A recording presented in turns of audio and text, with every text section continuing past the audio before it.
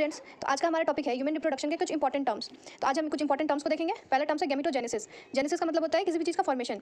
तो यहाँ गैमेटोजेनेसिस है मींस गैमेट का फॉर्मेशन, मेल और फीमेल में दोनों का गैमेट का फॉर्मेशन को गैमेटोजेनेसिस कहते हैं। उसके बाद फिर है इंसेमिनेशन। इंसेमिनेशन क्या होता है? Transfer of sperm into female track. जब क्वाइटस होता है तो क्वाइटस होने के बाद जब ट्रांसफर होता है स्पर्म का फीमेल ट्रैक में तो उसको इंसेमिनेशन कहते हैं।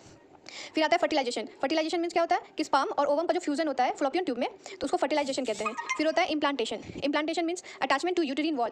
जब जाइगोट बनता है, जाइगोट बनने के बाद ब्लास्टोमियर बनता है, फिर उसके बाद ब्लास्टोसिस्ट बनता है, तो वो ब्लास्टोसिस्ट यूटेरिन में जाके इम्प्लांट हो जाता है, उसको इम्प्लांटेशन कहते हैं। फिर होता है गेस्टेशन। 9 मंथ का जो पीरियड होता है, जो एम्ब्रियोनिक डेवलपमेंट होता है, तो उसको गेस्टेशन कहते हैं। फिर होता है पार्चुरेशन। जब फुली डेवलप हो जाता है एम्ब्रियो, तो उसके बाद फिर उसका डिलीवरी होता है फ्रॉम आउटसाइड द बॉडी, तो इसको पार्चुरेशन कहते हैं। ये जो सभी टर्म्स है ये सीक्वेंस वाइज भी ऐसे ही इवेंट्स होते हैं।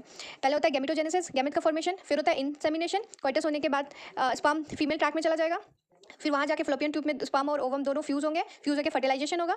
फिर फर्टिलाइजेशन होने के बाद वो ब्लास्टोसिस्ट बन के इम्प्लांटेशन हो जाता है यूट्रिन वॉल पे, वहाँ पे फिर उसका ग्रोथ स्टार्ट होता है, तो उस पूरे 9 मंथ के ड्यूरेशन को गेस्टेशन कहते हैं। और फिर जब वो फुली डेवलप्ड हो जाता है तो उसका डिलीवरी